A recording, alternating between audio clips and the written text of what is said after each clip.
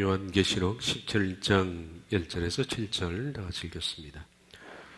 또 일곱 대접을 가진 일곱 천사 중 하나가 와서 내게 말하 이르되 이리로 오라. 많은 무리에 앉은 큰 음녀가 받을 심판을 네게 보이리라.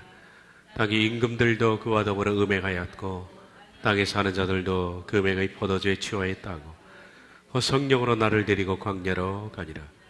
내가 보니 여자가 붉은 짐승을 탔는데 그 짐승의 몸에 하나님을 모독하는 이름들이 가득하고 일곱 머리와 열 뿔이 있으며 그 여자는 저녁빛과 붉은빛 옷을 입고 금과 보석과 진주로 꾸미고 손에 금잔을 가졌는데 가져간 물건과 그의 음행의 더러운 것들이 가득하더라. 그의 이마에 이름이 기록되었으니 비밀이라 큰 바벨론이라 땅의 음녀들과 가져간 것들의 염이라 하였더라. 내가 보매 이 여자가 성도들의 피와 예수의 증인들의 피에 취한지라. 내가 그 여자를 보고 놀라게 여기고 크게 놀라게 여기니 천사가 이르되 왜 놀라게 여기느냐. 내가 여자와 그가 탄 일곱 머리와 열 뿔 가진 짐승의 비밀을 네게 이르리라. 아멘. 저 313년 이후 더 이상 기독교는 박해가 아니라 흠모의 종교의 자리로 앉았습니다. 이거는 내 큰 변혁입니다. 하루아침에 박해의 자리에서 권력과 보호의 자리로 이동한 겁니다. 서서히 진행된 것도 아니고 하루아침에 그렇게 된 겁니다. 이걸 감당하기가 힘들게 된 거겠죠. 로마의 재판소는 교회로 바뀌었고 황제와 관료들도 세례를 받고 교회에 출석해서 설교를 들어야 했습니다. 그러다 보니까 자연히 흩어진 모든 교회들 가운데 황제가 출석하는 로마에 있는 교회가 권력의 중심에 섰고 그 황제에게 설교하고 황제에게 세례를 베풀고 만찬식을 거행하는 감독의 권위는 점차 황제를 넘어서고 있었다. 이렇게 해서 로마 교회가 점점 로마 가톨릭이 되어가고 있고 교황은 서서히 태동되고 있었다는 얘기입니다. 교회 감독들의 위치도 하루아침에 상승되었습니다. 로마 교회의 감독 위치는 세계교회에서 절대적인 권위자로 행사하게끔 만들었습니다. 그러나 그것은 이교를 수용하고 그리고 황제와 모든 로마의 부와 권력을 수용한 것에 대한 다시 말해서 복음을 팔아 얻은 세속적인 것이었습니다. 복음에 대해서 전혀 알지 못했던 이들이 황제를 쫓아 교회로 들어왔는데 그 중에는 권세자, 귀족, 지식인들이 다수였습니다. 이들 중심으로 교회가 장악되는 것은 시간 문제였습니다. 이들이 교회에서 중심을 차지했고 교회의 모든 것들을 좌우했습니다. 그들은 다수였습니다. 그러다 보니까 순수한 신앙을 가진 사람들은 교회에 아주 변방으로 몰리는 것은 당연한 이치였다라는 얘기입니다. 교회는 그들이 복음을 위해 의해서 변화되기를 바라기보다 오히려 그들이 가졌던 여러 가지 종교와 로마의 종교와 그리스도교를 적당히 혼합시키려고 했습니다. 새로 혼합된 종교는 그리스도교라고 볼 수 없을 만큼 미신적 요소들로 가득 찼습니다. 온갖 로마의 우상과 로마의 신과 그리고 이방 신과 여러 가지 것들이 혼합되었다는 얘기입니다. 그러기에 이 새로운 혼합 종교, 새로운 교회를 가리켜서 이것은 그리스도교가 아니라 로마 가톨릭교 혹은 로마교라고 불러야만 온당합니다. 이것은 성경과 무관한 새로운 종교의 탄생이라고 볼 수가 있습니다. 초대교회의 연장이 아니라 그것은 새로운 종교의 탄생이었다라는 얘기입니다. 이미 시작 때부터 밀라노 칙령으로 예비당으로 밀려 들어온 이들은 바벨론 신앙이 뼛속 깊게 박혀있던 사람들이었습니다. 이들이 신앙이라는 것은 자기의 옛것들을 버리고 이교의 관습을 버리고 그리스도교회, 다시 말해서 말씀으로 새롭게 되는 것이 아니라 그들이 가졌던 이교 사상을 기독교 안에서 해석하고 기독교의 식으로 바꾸는 연장에 불과했다는 얘기입니다. 그래서 그들은 성경이 요구하는 사람, 성경이 요구하는 역사, 성경의 문화로 개혁되는 것이 아니라 과거 그들이 가졌던 이교 사상과 일치되는 것을 성경에서 찾아내서 그것을 기독교의 모습으로 재해석하고 변형하고 계승했을 뿐입니다. 이것이 종교 혼합입니다. 그래서 너무나도 자연스럽게 바벨론의 여신과 아들 담무저의 신앙과 마리아와 예수님의 신앙이 대체되는 것은 시간 문제였다라는 얘기입니다. 그렇게 해서 마리아 숭배 사상이 싹트기 시작했고 마리아 구원에 관한 이 교리들도 싹트기 시작을 한 겁니다. 처음에는 마리아에 대한 교리가 없었습니다.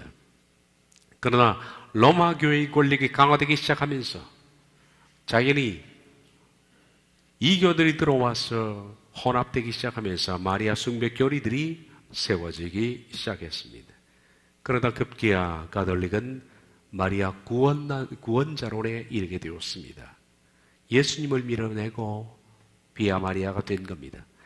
가톨릭 저술가 알폰소 스리게리오는 마리아에게 기도하는 것이 예수님께 기도하는 것보다 더 효과적이라고 하는 기상천외한 기발한 착상도 만들어냈습니다.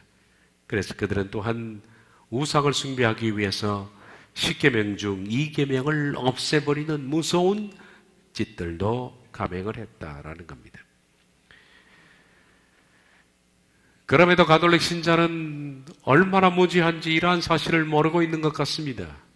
아니, 그들이 알아도 필요 없는 거겠죠. 왜냐하면 그들에게 중요한 것은 성경이 뭐라고 말씀하느냐가 중요한 것이 아닙니다. 하나님께서 뭐라고 말씀하느냐가 중요한 것이 아니라 교황이 뭐라고 말하느냐 하는 것이 중요하기 때문에 가톨릭 신자들에게는 성경을 변형하고 성경과 맞지 않는 얘기를 하는 것이 전혀 걸림이 되지 않겠죠. 로마 가톨릭이 성경을 절대적인 권으로 믿는 기독교와 가까워지고 있는 것이 아니라 점점 멀리 가고 있습니다. 정확히 말하면 그들에게는 그것이 중요하지 않다. 그들에게는 교황의 말과 전통이 중요할 뿐입니다. 지난 시간에 성인 숭배 사상을 좀 하다가 마쳤습니다. 가톨릭에는 왜 이렇게 많은 성인 숭배가 있는가? 죽어서 성인이 된 사람을 숭배하는, 그리고 성인의 이름으로 기도하는 성경에도 없는 이 기발한 얘기는 이방 종교에서부터 시작되었습니다. 고대 바벨론 종교에서는 말씀드린 것처럼 약 5,000가지의 남신들과 여신들이 있습니다. 이런 바벨론 신앙은 그리스 신화로 들어와서 로마 신화가 되면서 더욱 발전되어 갔다라는 겁니다. 그들의 신화적인 이방 종교에서는 매달 혹은 매일 섬기는 신들이 있습니다. 이 신들에게 기도하면 자기가 어떤 특정한 문제를 해결해 준다 라는 것입니다. 하나님 한 분을 섬기는 것이 무료한 이들에게 이런 다양한 신들이 있고 밀접한 신관이 있다는 것은 그들에게 얼마나 재미있게 만드는 행위였겠습니까? 그리스 로마 신화에서 신들은 다음과 같았다. 지난 시간에 읽어드렸기 때문에 눈으로 보고 넘어가겠습니다. 로마에서 이러한 신들을 섬기는 사람들에게 삼위일체 하나님 한 분만을 섬기라고 하니 아마 싱겁기 짝이 없을 겁니다. 보통 은사주의 이상한 것에 빠지는 사람들이 말씀을 따라가는 자체가 싱겁기 때문에 그런 겁니다. 얼마나 재미있는 게 많습니까? 하나님과 대화하기, 음성 듣기, 방언하기, 각종 신비한 것 체험하기, 이런 재미있는 것들을 놔두고 말씀을 쫓아가라 하니 무료하기 짝이 없죠. 그래서 사람들은 자기의 욕망에 이끌려서 그런 길을 따라가게 되는 겁니다.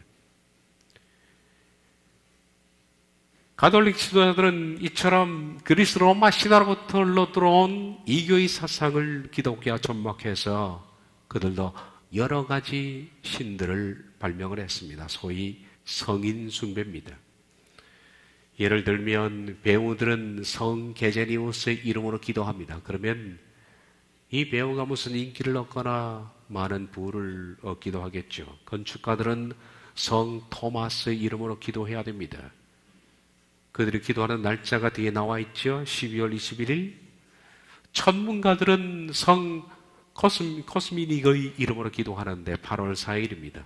운동선수는 성 세바스타인, 제빵업자는 성자 엘리자베스, 은행가는 성 마태. 아마 마태가 세리였기 때문에 은행가들은 9월 21일 날 마태 이름으로 기도하면 뭔가 잘 되나 봅니다.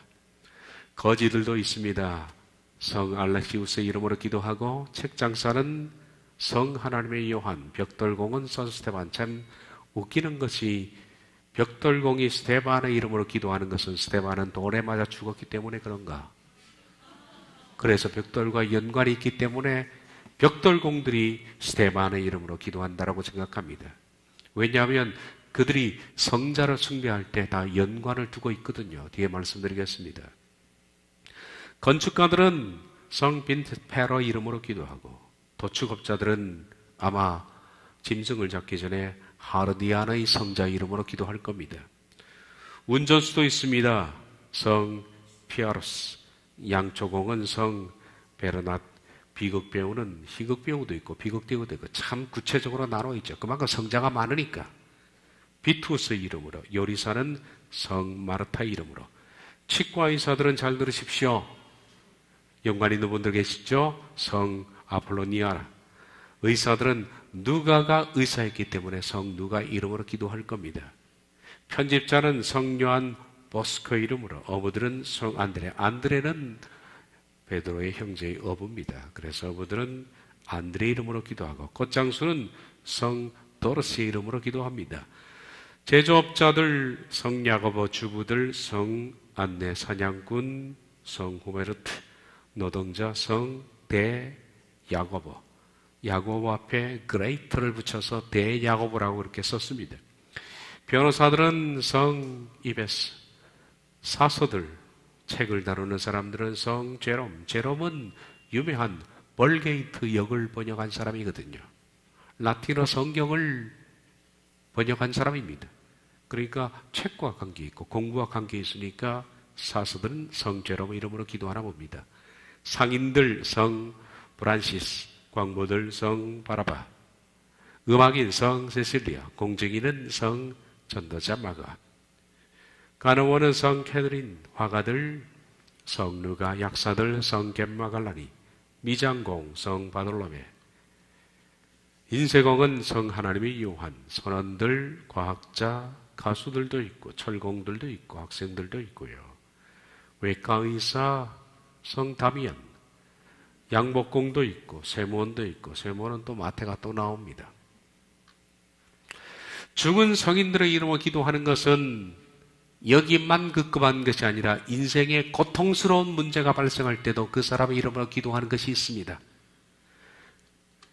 아이를 낳지 못하는 불임 여성은 성 안톤의 이름으로 기도하면 아이를 낳을 수가 있다라고 얘기합니다. 늙은 하녀도 있습니다. 성 안드레, 맥주 중독자는 성 니콜라스 이름으로 기도하면 술을 좀 적게 먹는지, 아니면 술 먹을 돈이 들어오든지. 가난뱅이는 성 로렌스, 어린아이들은 성 도미닉, 임산부들은 성 제랄드, 축산업자는 성 안토니, 이주민자 참 많죠. 종류가 다양합니다. 제가 쓴 것은 일부에 불과합니다. 성 프란시스. 프란시스는 원래 프랑스에서 이탈리아로 이주해 온 사람이거든요. 프란치스코. 작은 프랑스인. 이름은 아니고 원래 프란시스코 그러면 작은 프랑스인이라는 뜻입니다. 유명한 성 프란시스코가 있죠. 자기 본명은 아닙니다. 본명은 제가 기억을, 요한인가 하는 사람인데 정확하게 모르겠습니다. 기억이 날 듯 말 듯 하는데. 그래서 이주해 왔기 때문에 이주민자들은 성 프란시스 이름을 기도하는 것 같습니다. 다 연관이 있는 겁니다. 유혹을 퇴치하고 싶은 사람들은 성 시리아쿠스 이름으로, 가정 문제 많은 사람들은 성 유스타키우스, 도둑을 체포하기를 원하는 사람들은 성 제르베시스, 베이스. 불이 났을 때 성 로렌스. 홍수가 나면 성 펠리시타스. 남편을 얻고 싶은 사람은 성 요셉. 연인을 얻기를 원하는 성 라파엘. 아내를 얻기를 원하면 성 안네. 잃어버린 물건을 찾고 싶으면 안토니의 이름으로, 간질병자는 비투스의 이름으로, 개에게 물렸을 때 후베르트 이름으로, 병이 나서 열병이 나면 조지의 이름으로, 뱀에게 물렸으면 힐라리, 그리고 각종 병이 생겼으면 빅토르, 눈병이 생겼으면 나파엘. 우리 교회 눈 안 좋은 사람은 많죠. 담석증이 있는 사람들은 리베리우스, 각종 암은 페레그린, 혈액이 응고됐을 때 성 안드레, 격렬이 나면 무리스, 두통이 있으면 데니스, 귀병이 있으면 카독, 심장병은 성 하나님의 요한, 유방병은 성 아가타, 정신병은 딤프너. 이렇게 쭉 나와 있습니다. 이 성인들의 이름으로 기도하는 것은, 물론 여기서 말하는 성인들은 이미 죽은 사람입니다. 세상에 사는 동안에 사람들이 추앙을 받았던 사람들, 캐톨릭에 많은 기부를 했던 사람들, 많은 공헌을 했던 사람들을 죽은 뒤에 성인으로 희생하는 겁니다. 이들의 이름으로 기도하는데, 이들 성인들은 가만히 보면 그들의 이름의 의미, 이름이 무슨 뜻을 가지고 있는가 하는 이름의 의미, 그리고 생전에 그들이 가졌던 직업 혹은 그들이 생전에 했던 공헌들, 이런 것과 연관된 모든 것들을 발견해서 그 사람의 이름으로 기도하면 이런 병이 낫고 이런 삶의 문제가 해결된다라고 되는 겁니다. 이렇게 가톨릭 신자는 모든 문제를 하나님께 기도하는 것보다 죽은 성인에게 기도하는 것인데, 죽은 성인에게 기도하면 하나님께 직접 기도하는 것보다 더 효력이 있다. 왜? 하나님은 바쁘시기 때문입니다. 바쁘셔서 한 개인 개인의 기도를 어떻게 들으시겠는가? 워낙 바쁘시니까 우리가 그런 성자, 개에게 물렸을 때, 불임이 있을 때 그렇게 기도하면 성인들이 다 듣고 하늘에서 하나님께서 좀 적당한 시간이 나면 가서 나 대신 일러준다. 그러면 응답을 주면 그 성인을 통해서 응답이 내려온다라는 생각을 하는 겁니다. 이것이 성인 숭배입니다. 그러나 성경은 뭐라고 말합니까? 죽은 사람에게 기도하는 것, 이건 성경이 말하는 엄격히 돌에 맞아 죽을 일입니다. 성경은 금하고 있죠. 이사야 8장 19절에 백성이 자기 하나님께 구할 것이 아니냐, 산자를 위하여 죽은 자에게 구하겠느냐. 이를 두고 한 말씀 같습니다. 우리 살아있는 사람을 위해서 죽은 자에 대해서 기도하겠느냐. 그런데 가톨릭 교리는 성인들과 통공할 수 있다라고 얘기합니다. 가톨릭의 사도신경을 보면 성인의 통공을 기도합니다. 그들은 이렇게 말합니다. 세상에 살고 있는 사람들이, 연옥에 있는 영혼들과 천국에 있는 성인들이 그리스도 안에서 신비롭게나 기도나 공로로서 서로 결합되어 하나의 공동체를 이룬다. 그들은 이 세상에 살고 있는 사람, 그리고 연옥에 있는 사람, 천국에 있는 사람, 물론 지옥에 있는 사람은 아닙니다. 지옥은 아예 가망성이 없는 장소죠. 지옥에 있는 사람이 연옥에 갈 수 있는 것은 없습니다. 아예 끝난 겁니다. 그런데 천국에 갈 수 있는 사람들, 그러나 공로점이 부족한 사람들, 이 세상에서 좀 더 공로를 쌓아야 할 사람들, 뭔가 좀 부족한 사람들, 그들은 죽어서 연옥을 가는데, 연옥에 있는 사람을 위해서 이 땅에 있는 사람이 대신 빌어주면, 빌어주는 사람의 그 빈 기도의 공로점이 이미 죽은 연옥에 있는 사람들, 이 사람들에게 쌓여서 점수가 되면 천국 간다는 얘기 아닙니까? 이게 연옥이라는 게. 그래서 세 군데가 통공이 되는 겁니다. 통공은 서로 교통이 된다는 거죠. 교통이 되는 거예요. 천국에 있는 성인, 이 땅에 있는 신자, 그리고 연옥에 있는 천국의 예비자들, 이 세 공동체가 서로 통공이 된다는 것을 가톨릭 교리는 믿고 고백하고 있고, 가톨릭의 사도신경에는 그렇게 말합니다. 거룩하고 보편된 교회와 모든 성인의 통공을 믿으며, 거룩하고 보편된 교회와 모든 성인의 통공을 믿으며. 그런데 가톨릭의 영향을 받은 개신교의 사도신경에도 놀라웠기에 그걸 그대로 쓰고 있습니다. 거룩한 공예와 성도의 교통을 믿으며. 개신교의 일부는 그렇게 말합니다. 여기서 성도의 교통이라는 것은 이 땅에 있는 교회 교인들의 교제를 말하는 것이다. 모르고 하는 말입니다. 사도신경에서 말하는 이 땅에 있는 교제를 믿으며, 그 뜻이 아닙니다. 그걸 믿음의 대상이 아니잖아요. 거룩한 공예와 성도가 서로 교통하는 것과 사도신경의 고백이 아닙니다. 서로 교통하는 걸 믿을 필요가 어디 있습니까? 교통하면 됩니다. 마땅히 이 땅에 교회에 있는 신자들은 서로 위하고 서로 사랑하고 서로 교제해야 합니다. 그걸 고백할 정도의 가치가 있는 것은 아닙니다. 마땅한 일입니다. 그런데 사도신경에 성도가 교통하는 것, 이것은 믿음의 대상인데, 이 믿음의 대상은 뭘 두고 하는 고백일까요? 여기서 말하는 세인트, 성도라는 것은 바로 성인들을 말합니다. 가톨릭에서 말하는 거룩한 공예는 영어 성경을 당장이라도 펼쳐보면 그렇게 나와 있습니다. The Holy Catholic Church입니다. 캐톨릭이라는 것은 보편적인이라고 제가 말씀드렸죠. 서두에 보편적인, 우주적인. 그런데 이 캐톨릭 처치라고 쓰는 캐톨릭 교회가 있습니다. 그런데 그걸 무분별하게 받아오는 겁니다.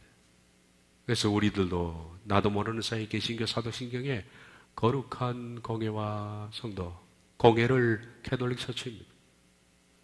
나는 가톨릭 교회를 믿으며, 자기도 모르게 말입니다. 이런 망발을 고백하고 있는 거 오늘도 많이 했을 겁니다. 나는 가톨릭 교회를 믿으며 죽은 자들과의 교통을 믿습니다. 무서운 고백일 수도 있습니다. 이것이 무서운 고백이에요.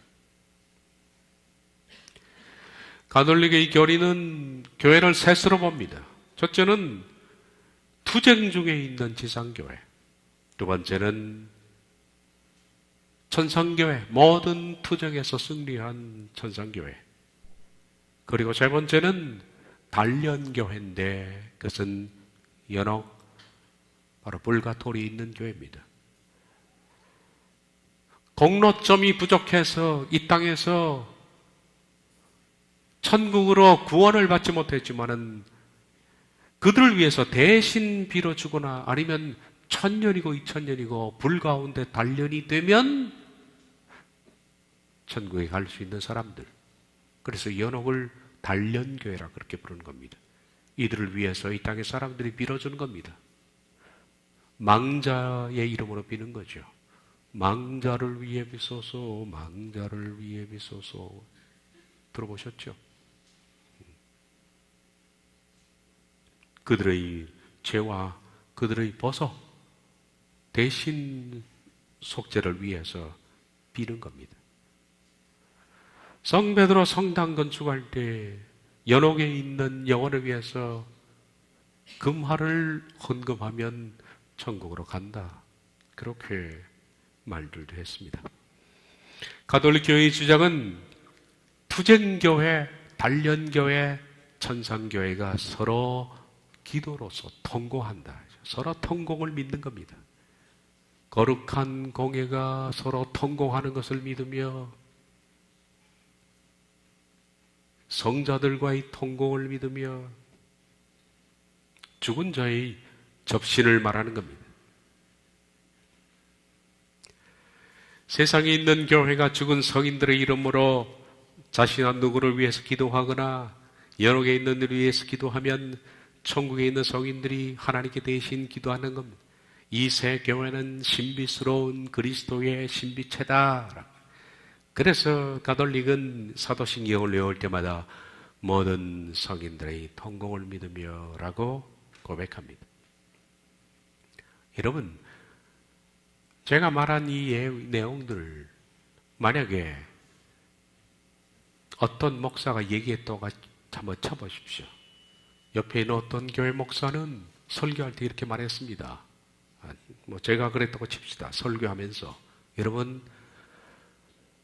여러분들이 믿어야 할 것은 하나님 외에 하나님을 위해서 대신, 나를 위해서 하나님께 대신 기도해 줄 이미 죽은 우리 믿음의 선배들을 기억해야 합니다. 우리 가운데 장로님으로 계셨던 그분이 3년 전에 돌아갔는데 내가 그분의 이름으로 기도할 때 하나님께서 그분을 통해서 각종 복을 내리십니다. 제가 이렇게 말했다, 인터넷에 올렸다 그러면 날 다 잡아 죽이려고 그럴 거예요. 저 목사 죽여라 그래. 다 이단이라 그럴 거예요. 근데 왜 가톨릭에 대해서는 침묵하냐 이거예요. 왜 가만히 있느냐는 거예요. 이 말이 되는 얘기입니까 이게. 가톨릭이 이단이 아니라고 우기는 학자들과 목회자들, 도대체 뭘 이단이라고 하느냐, 도대체 뭘 보고 이단입니까? 여러분, 이러한 가톨릭의 교리는 실은 이만희보다 훨씬 더한 겁니다. 이만희 약과예요. 근데도 침묵하고 가톨릭과 손을 잡겠다고 합니다.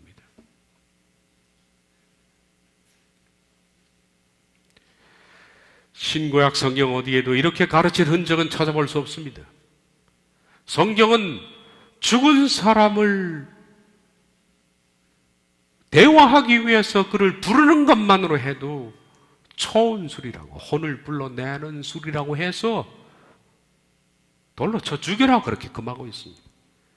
신명기 18장 11절 진언자나 신접자나 박수나 초혼자를 너희 중에 용납하지 말라.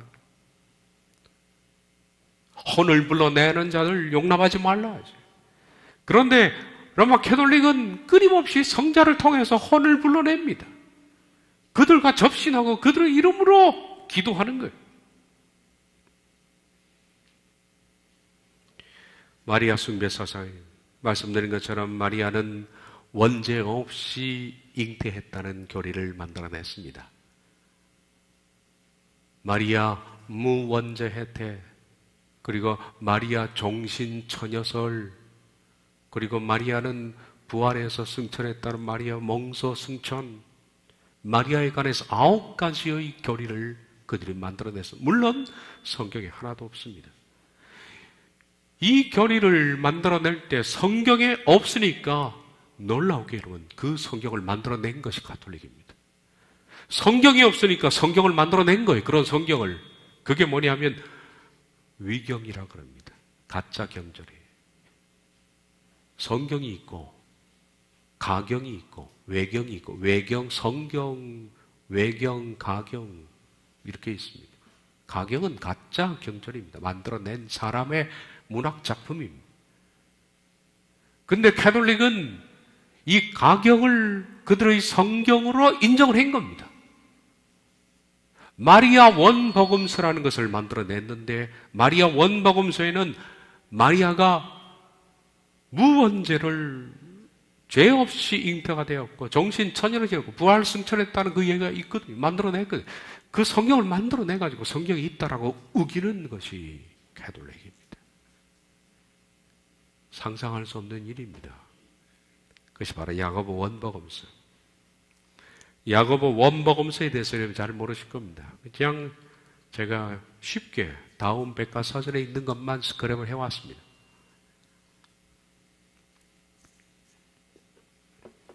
딴 걸 말하면 믿지 않을 것 같아서 야고보 원복음서. 야고보 원복음서는 맨 위에 보면 위경이다라고 해요. 위경은 가경입니다. 가경을 위경이라고 합니다. 가짜 경전입니다. 그리스도교 전승에서 예수의 어머니 마리아 역할을 높이기 위해서 2세기 중엽에 쓰여졌다. 야고보 원복음서에 나오는 마리아 어린 시절 이야기는 신약 성경에 그 비슷한 것조차 전혀 나오지 않는다. 예루살렘 성전에서 9년 동안 머물렀다는 이야기도 유대인 관례와 어긋난다. 여자는 머물 수 없습니다. 이 위경은 마리아가 늙은 부모에게서 태어난 이런 기적이라고 말하며 바로 무언제 혜택을 주장하기 위해서 그런 겁니다. 예수가 태어난 뒤에도 마리아가 여전히 처녀였다는 것을 산파가 확정했다는 글도 있고요. 야고보의 원복음서는 마테오의 복음서, 루가 복음서에 나오는 예수 탄생 이야기를 수정한 것이다. 저자는 스스로를 야고보라고 말하지만 실제 인물이 누구인지는 확실치 않다. 이 위경은 이집트에서 씌어진 것 듯하며 고대부터 르네상스 시기까지 줄곧 널리 익혀졌다. 현존하는 그리스 사본이 30개가 넘고 그 밖에도 곱트는 이집트 고대어입니다. 시리아여, 아르메니아 사본이 있다. 시간이 되면 제가 마리아 원복음서의 내용을 여러분에게 들려줬으면 좋겠습니다만 그 원복음서의 내용은 그겁니다. 죄 없이 태어났다, 처녀로 살았다, 부활했다. 없는 성경 만들어서 주장하는 겁니다. 이거는 지금 현재 여러분 이만희보다 더한 일입니다. 비교가 안 되는 얘기죠. 마리아 부활 승천선도 만들어냈습니다. 마리아를 은총의 중재자의 으뜸이라고 가르치고 있다. 그들은 기도합니다. 은총이 가득하신 마리아님 기뻐하십시오. 주님께서 함께 하시니 여인 중에 복되시며 태중의 아들 예수님 또한 복되시나이다.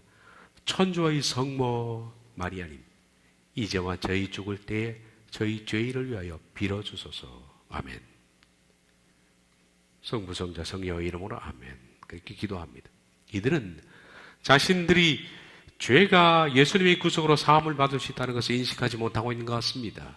마리아의 이름으로 사함을 받고 있다라고 생각하는 거죠. 마리아 송 가운데에는 예수님이 아직도 마리아 태중에 있습니다. 마리아의 찬가, 소위 말해서 마리아 찬가라고 불리우는 유명한 노래가 있습니다. 마리아 찬가에는 예수님은 여전히 태어나지 않는 아기로 태중에 있고 세 가지인데요. 가톨릭이 그리는 예수님은 세 가지입니다. 첫째, 복중에 있거나, 그리고 두 번째, 아기로 있거나, 그래서 마리아가 항상 아기로 안고 나오는 거예요. 세 번째, 죽어서 마리아가 그 시체를 안고 있거나, 세 가지입니다. 예수님의 시체를 안고 있는 마리아를 보고 이렇게 말하지 않습니다. 우리를 위해서 죄를 지시고 돌아가신 예수님, 이게 아니라 슬픔의 어머니요, 이거예요. 얼마나 슬픕니까? 아들을 잃은 어머니가 얼마나 슬픕니까? 이걸 애도하는 것이 마리아 찬가입니다. 그래서 그들에게는 항상 마리아가 찬송의 대상이고 태중에 있거나 아이로 있거나 죽어 시체로 있거나 그겁니다. 그림을 다 보십시오. 성화를 보면 다 그겁니다. 세 가지 중에 하나입니다. 성경도 역사도 제대로 이처럼 파악하지 못한 사람들이 이러한 로마 가톨릭 이단보다 훨씬 더 이단적인 로마 가톨릭을 기독교의 뿌리로 생각하고 그들을 큰 집으로 생각하고 큰 집으로 돌아가야 되겠다고 생각하는 에큐메니칼 운동에 앞장서고 있는 이런 마귀의 개수들이 득실거리고 있습니다. 한국교회도 이런 교단이 즐비합니다. 이런 사람들은 자기 교단에 속한 사람들이 조금만 이상한 주장을 하게 되면 그들이 흔히 삼신론이니 성령에 대해서 이상한 얘기를 한다든지 그러기만 하면 온갖 사람들이 득달처럼 달려들어서 그 사람 입을 막아버리고 변호할 기회도 두지 않고 그냥 노예에서 총회에서 이단으로 정죄합니다. 이단으로 정죄하는 사람들 보면 별거 안 해. 그런데 정작 이렇게 자그마한 문제는 이단으로 정죄하는 그들이 총회적으로 로마 가톨릭을 큰 집으로 생각하고 돌아가자고 WCC 운동을 하는 걸 보면 이거야말로 미치지 않고 어떻게 그럴 수가 있는가. 그들 총회에서 로마 가톨릭은 이러니 가톨릭과 일치할 수 없다고 주장하면 속이 좁은 사람, 편협한 사람 이렇게 주장합니다. 하루 살리는 걸어내고 약대는 삼키는도다. 이런 사람을 두고 하는 말입니다. 분별력이 없는 목사가 가톨릭의 흉내를 내면서 하나님의 교회를 이단의 소굴인 가톨릭으로 끌어들리 한다면 목사는 그래도 교인들은 정신을 차려야죠. 목사가 간다고 교인들이 그냥 맹목적으로 끌려가면 되겠냐. 목사가 미쳐서 돌아가면 교인들이라도 깨어서 자기 신앙을 지키고 교회를 지켜야 할 터인데 자금의 현실은 그러지를 못합니다. 목사가 가니 우리 목사님처럼 많이 배운 분이 그러니 라고 생각해서 다 따라가는 겁니다. 만약 말씀드린 것처럼 어떤 목사가 우리 주변에 가톨릭이 가지고 있는 교리의 단 0.1%라도 주장을 한다면 그쪽 교단 사람들은 날뛰고 날릴 겁니다. 벌떼처럼 들고 일어나서 이단이라고 정죄하고 축소할 겁니다. 어떤 목사가 이렇게 얘기했다 싶시다.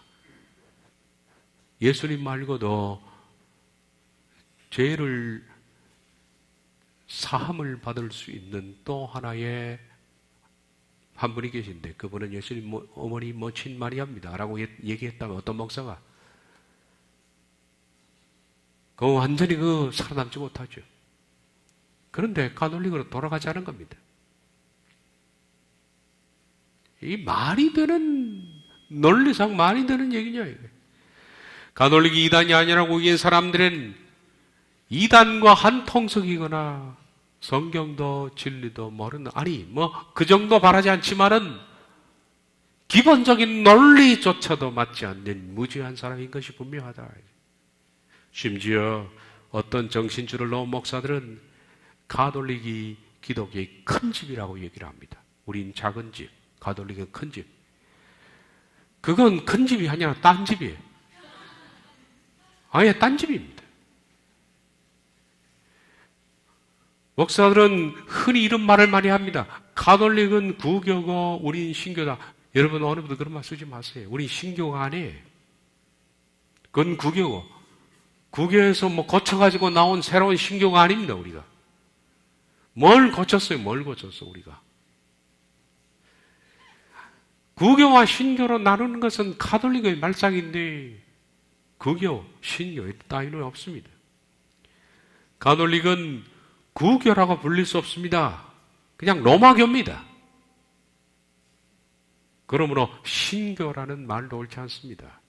꼭 불러야 한다면 성경대로 믿는 교회라는 것이 좋지 않을까. 그러므로 우리들은 개신교, 신교, 구교, 큰 집, 작은 집 이런 용어를 쓰지 말자. 개신교 안 써야 되겠다라는 생각입니다. 개신교는 뭡니까? 고쳐서 새롭게 된 교입니다. 구교를 뜯어 고쳐가지고 새롭게 되면 그게 구교지. 로마교를 뜯어 고쳐가지고 어떻게 성경대로 믿는 교회가 되겠습니까? 개신교라는 용어 자체도 맞지 않습니다. 어떤 이들은 개혁교, 우리는 개혁교회라. 개혁교회. 개혁교회는 가톨릭 입장에서 볼 때 우리를 개혁교회라고 부르는 겁니다. 리폼드 처치인데요. 리폼이 뭡니까? 리폼한다 이거 수술하는 거야. 그죠? 이미 있는 걸 리폼하는 것은 그냥 적당히 아름답게 수술하는 게 리폼입니다.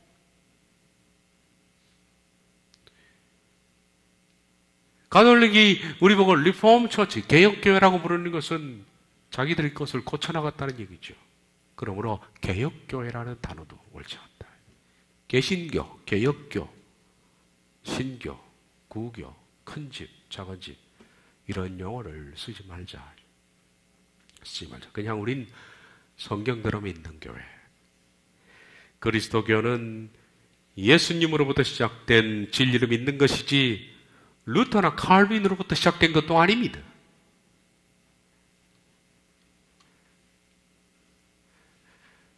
교황모서는 다음 시간에 다루도록 하겠습니다. 분량이 크기 때문에. 가톨릭의 가장 문제점 중에 지금 핵심으로 지금 들어오기 시작했습니다. 교황모설. 무서운 교리입니다. 가톨릭 신자들이 맹목적으로 된 이유 중에 하나가 교황모설 때문에 그렇습니다. 여기서 마쳐야 되겠습니다. 기도하겠습니다.